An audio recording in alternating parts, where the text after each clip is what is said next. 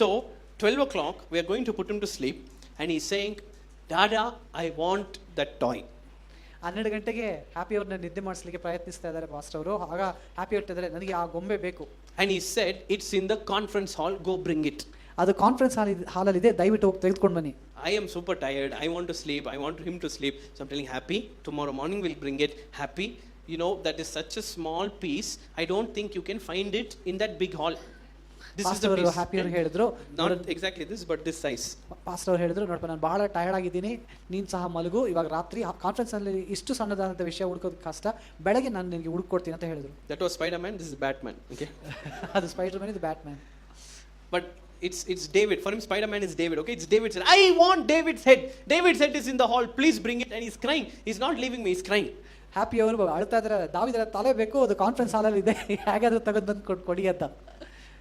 So I'm like telling, you know what, Happy? Because I'm so sure I won't find this. I told him, I will buy you new David.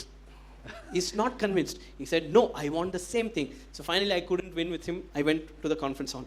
Pastor ಅವರು happy ಅವ್ರು ಹೇಳಿದ್ರು, ನೋಡು ಅಲ್ಲಿ ಹೋದ್ರೆ ಸಿಗೋದೇ ಇಲ್ಲ ಅನ್ನುವಂಥ ಆಳವಾದಂತಹ ಒಂದು ವಿಷಯ ಪಾಸ್ಟರ್ ಅವ್ರಿಗೆ ಇರುತ್ತೆ ಅಂತ ಹೇಳಿದ್ರು. ನನಗೆ ಹೊಸದಾದಂಥ ದಾವಿದನ್ನು ಕೊಡಿಸ್ತೇನೆ ಅಂತ ಹೇಳಿದ್ರು. ಆದರೆ ಹ್ಯಾಪಿ ಅವರು ಅದನ್ನು ಒಪ್ಕೊಟ್ಟಿಲ್ಲ. ಹಾಗಾಗಿ 12 ಗಂಟೆಗೆ ಕಾನ್ಫರೆನ್ಸ್ ಹಾಲ್ಗೆ ಹೋದ್ರು ಪಾಸ್ಟರ್ ಅವರು. இப்படி ஒரு ஃபுல் டே கான்ஃபரன்ஸ் இருந்துச்சு. எல்லா பசங்க வந்து அவங்க டாய்ஸ் கூட விளையாடுறாங்க.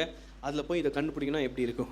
ಈ ಕಾನ್ಫರೆನ್ಸ್ ಅಲ್ಲಿ ಈ ರೀತಿಯಾದ ಒಂದು ಕೂಟದಲ್ಲಿ ಅನೇಕ ಮಕ್ಕಳು ಆಟ ಆಡ್ತಾ ಇದ್ದಾರೆ. ಆ ರೀತಿ ಒಂದು ಸ್ಥಳದಲ್ಲಿ ಈ ಸಣ್ಣದಾದಂಥ ಒಂದು ಆಟದ ಒಂದು ಗೊಂಬೆ ಬಿದ್ದಿರೋದನ್ನ ಹೆಂಗೆ ಕಂಡುಹಿಡಿಯಕ್ಕೆ ಸಾಧ್ಯ? Open your mouth and say participation. ಬಾಯಿನ ತೆಗೆದು ಹೇಳಿ ಭಾಗವಹಿಸುವಂಥದ್ದು. I put on my torchlight and I'm searching where he was sitting. I searched nicely, diligently. I searched and I said, anyway I won't find it, but I'll diligently search like Saul.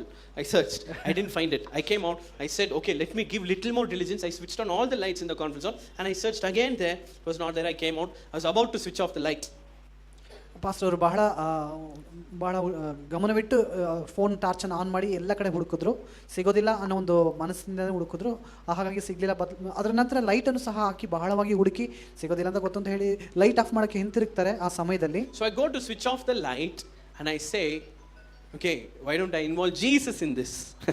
Light off ಮಾಡಕ್ಕೆ ಹೋಗುವಂಥ ಸಮಯದಲ್ಲಿ pastor ಅವರು ಅನ್ಕೊಳ್ತಾರೆ, ಯಾಕೆ ಯೇಸುವನ್ನು ಇದರಲ್ಲಿ ಆಹ್ವಾನ ಮಾಡಬಾರ್ದು? The first step in understanding the gospel is to believe that Jesus is interested in finding this. ನೀವು ಮೊದಲನೇದಾಗಿ ಸ್ವಾರ್ಥಿಯಲ್ಲಿ ಅರ್ಥ ಮಾಡ್ಕೊಳ್ಬೇಕಾದಂಥ ವಿಷಯ, ಇದು ಒಂದು ಸಣ್ಣ ವಿಷಯ ಹುಡುಕುವುದರಲ್ಲೂ ಸಹ ಯೇಸು ಸ್ವಾಮಿ ಭಾಗಿಯಾಗಿದ್ದಾರೆ. This is no concern for me. ಇದು ಯಾವುದೇ ರೀತಿಯಾದಂಥ ಒಂದು ದೊಡ್ಡದಾದ ವಿಷಯ ಅಲ್ಲ pastor. But if it matters for a 3-year-old, it matters to me is the gospel. ಅದು 3 ವಯಸ್ಸು ಹುಡುಗನಿಗೆ ಅದು ಬಹಳ ಮುಖ್ಯ ಅನ್ನೋದು ಹೇಳೋದಾದ್ರೆ ಅವರ ತಂದೆಯಾಗಿರುವಂಥ ಪಾಸ್ಟರ್ ಅವರು ಸಹ ಮುಖ್ಯ ಅನ್ನುವಂಥದ್ದೇ ಸುವಾರ್ತೆ. So I said, okay, I've tried Jesus, I couldn't find it, can you help me? And I prayed and said, Jesus, show me where it is, 1 to 3, I'm going to believe what I see. I did all those things. Pastor ಅವರು ಹೇಳಿದ್ರು, ನಾನು ನಂಬ್ತೇನೆ, ನೀವು ಎಲ್ಲಿದೆ ತೋರಿಸಿ ಅಂತ ಹೇಳಿ prayer ಮಾಡಿ 1 2 3 ಅಂತ ಹೇಳಿ. And the first thing I saw was Gehenna. ಮೊದಲನೇದಾಗಿ ಒಂದು ಪದ ನೋಡಿದೆ, ಗೆಹನ ಅನ್ನೋದು. Gehenna is the Greek word for hell. Gehenna ಅನ್ನುವಂಥದ್ದು ನರಕಕ್ಕೆ ಇರುವಂತಹ ಗ್ರೀಕ್ ಪದದ ಒಂದು ಪದ. When Pastor Jesurin was preaching, he was writing on the board, he wrote a lot of things and he wrote the word Gehenna, and I'm remembering, okay, that word he wrote near the board in the front. Pastor ಜೆಸುರಿನ್ ಅನೇಕ ವಾಕ್ಯಗಳನ್ನು ಬರೆದು ಅದರ ಗೆಹನ ಅನ್ನುವಂಥ ಬರೆದಿದ್ದು ಬೋರ್ಡಿನ ಸಮೀಪದಲ್ಲಿತ್ತು.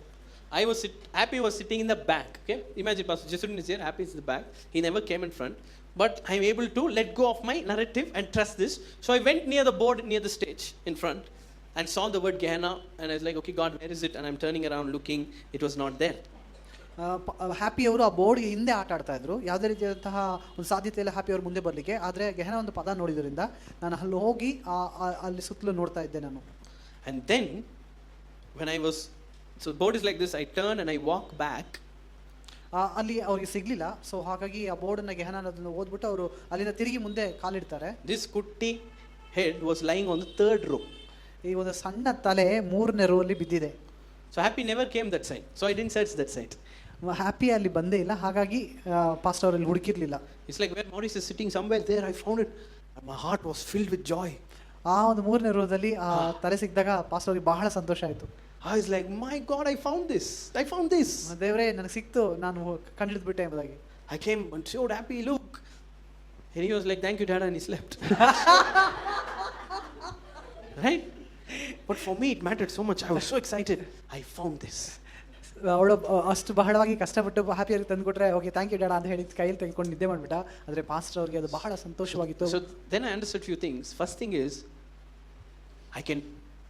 they Father, Son, Holy Spirit are participating in every area of my life. Every area. Not only keyboard, drums, mic, every area, Monday to Saturday, Sunday, every area, little, big, insignificant, significant, doesn't matter. They participate in it. ತಂದೆ, ಮಗ, ಪರಿಶುದ್ಧಾತ್ಮರು ನನ್ನ ಜೀವಿತದ ಎಲ್ಲ ಭಾಗಗಳು, ಎಲ್ಲ ಸಣ್ಣ ದೊಡ್ಡ ವಿಷಯಗಳಲ್ಲೂ ಸೋಮವಾರದಿಂದ ಶುಕ್ರವಾರ, ಭಾನುವಾರ ಎಲ್ಲ ಸಮಯಗಳಲ್ಲೂ ಕೀಬೋರ್ಡ್ ಬಾರಿಸಬೇಕಾದ್ರೂ, ಮೈಕ್ ಅಥವಾ ಯಾವ ವಿಷಯವಾಗಿರಲಿ ಎಲ್ಲ ವಿಷಯಗಳಲ್ಲೂ ಸಹ ಅವರು ಭಾಗಿಯಾಗಿದ್ದಾರೆ. The only thing is you have to believe first that they are participating and then ask them, how are you participating in this? ಒಂದೇ ಒಂದು ವಿಷಯ, ಈ ರೀತಿಯಾಗಿ ಅವರು ಭಾಗಿಯಾಗಿದ್ದಾರೆ ಅನ್ನೋ ಒಂದು ವಿಷಯವನ್ನು ನಂಬಿ ನೀವು ಅವರನ್ನು ಕೇಳಬೇಕು, ಯಾವ ರೀತಿಯಾಗಿ ಈ ವಿಷಯದಲ್ಲಿ ನೀವು ಭಾಗಿಯಾಗಿದ್ದೀರಾ ಎಂಬುದಾಗಿ.